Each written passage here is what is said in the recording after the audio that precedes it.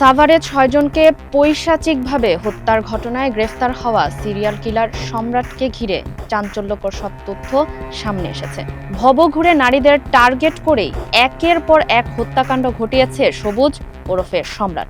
বিভিন্ন এলাকা থেকে এসব নারীদের নির্জন স্থানে নিয়ে গিয়ে শারীরিক সম্পর্ক স্থাপন করত সে।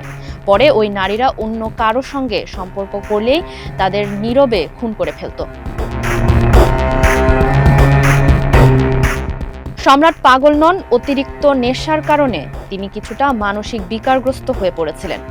মানুষ খুন করা তার নেশায় পরিণত হয়েছিল। তার ভাষায় হত্যাকে তিনি 34 বা সানডে মানডে ক্লোজ বলে উল্লেখ করতেন। পুলিশের প্রাথমিক জিজ্ঞাসাবাদে এমন চাঞ্চল্যকর তথ্যই উঠে এসেছে।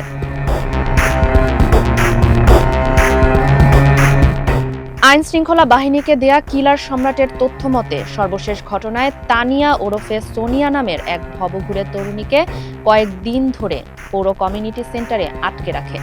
ওই তরুণীর সঙ্গে আরেক ভবঘুরে যুবকের সম্পর্কের জেরে প্রথমে যুবককে দোতলায় হত্যা করে, পরে নিচতলায় তরুণীকেও হত্যা করা হয়। হত্যার পর মরদেহ পুড়িয়ে ফেলে।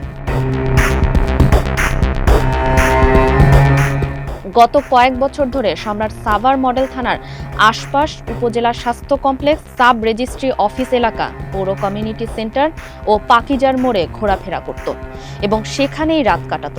সম্রাট ব্যাংক কলোনি এলাকার বাড়ির যে ঠিকানা বলেছে তার সত্যতা নিশ্চিত হতে পারেনি পুলিশ। স্থানীয় ব্যবসায়ী ও পথচারীরা জানান, দীর্ঘদিন ধরে তাকে ভবঘুরে হিসেবেই চিনতেন সবাই। চা, সিগারেট কিংবা টাকা চেয়ে চলত তার দিন। অনেক সময় হাতে স্মার্টফোন দেখা গেলেও সবসময় একটি বাটন ফোন সঙ্গে রাখত।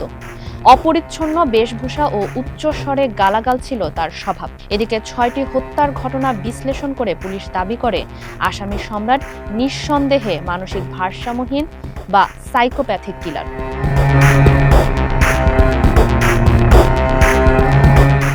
জানা গেছে তার প্রকৃত নাম সবুজ শেখ, বাবার নাম পান্না শেখ।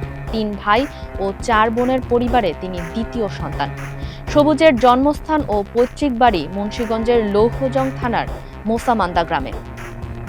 ফারিহা আহমেদ, মানবকণ্ঠ ডেস্ক।